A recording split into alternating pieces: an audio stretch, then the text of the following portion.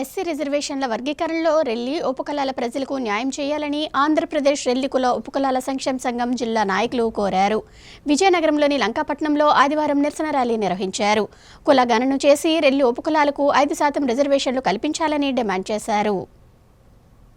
విజయనగరంలోని లంకాపట్నంలో ఆంధ్రప్రదేశ్ రెల్లి ఉపకులాల సంక్షేమ సంఘం జిల్లా నాయకులు సోము మురళీమోహన్, పొట్నూరు వెంకటరాజు తదితరుల ఆధ్వర్యంలో ఆదివారం నిరసన ర్యాలీ నిర్వహించారు. కేంద్ర రాష్ట్ర ప్రభుత్వాలు రెల్లి ఉపకులాల కులగణన సర్వే చేసి ఎస్సీ వర్గీకరణలో 5% రిజర్వేషన్లు కల్పించాలని డిమాండ్ చేశారు. ఈ సందర్భంగా నాయకులు మాట్లాడుతూ నేటి వరకు ఎస్సీ రిజర్వేషన్ల ఫలాలు అనుభవించడంలో రెల్లి ఉపకులాల ప్రజలు వెనుకబడి ఉన్నారని, రాజ్యాధికారంలో ఎటువంటి స్థానం కల్పించలేదని ఆవేదన వ్యక్తం చేశారు. ఎస్సీ వర్గీకరణ నేపథ్యంలో కులగణన నిర్వహించి ఎక్కువ సంఖ్యలో ఉన్న రెల్లి ఉపకులాల ప్రజలకు న్యాయం చేయాలని డిమాండ్ చేశారు. ఉమ్మడి ఆంధ్ర రాష్ట్రం విడిపోయిన తరువాత తెలంగాణ రాష్ట్రంలో కంటే ఆంధ్రప్రదేశ్లో అత్యధికంగా రెల్లి ఉపకులాల జనాభా ఉందని, రీసర్వే చేసి రెల్లి ఉపకులాల జనాభాను ఖచ్చితంగా లెక్కించి 5% రిజర్వేషన్లు కల్పించాలని కోరారు. న్యాయమైన తమ సమస్యలు సాధించే వరకు పోరాటం కొనసాగిస్తామని స్పష్టం చేశారు. ఈ కార్యక్రమంలో రెల్లి ఉపకులాల సంక్షేమ సంఘం నాయకులు, స్థానిక ప్రజలు పాల్గొన్నారు.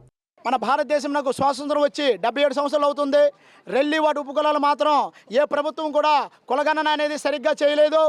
గతంలోని రామచంద్రరాజు కమిషన్, ఉషా మెహ్రా కమిషన్ వారు వచ్చి రెల్లి వాటి ఉపకులాలు, తక్కువ కులాలు, ఈ దాంట్లో ఎమ్మెల్యేలు కానీ, ఎంపీలు కానీ, మినిస్టర్లు కానీ, ఐఏఎస్ కానీ, ఐఏపీస్ కానీ ఎవరూ లేరు, వీళ్ళకి అంతంటే అంతా నమ్మేస్తారు, ప్రభుత్వాన్ని చెప్పేద్దాం అని 1-2 లక్షలు తప్పుల్లో ప్రభుత్వాన్ని చూపించడం జరిగింది.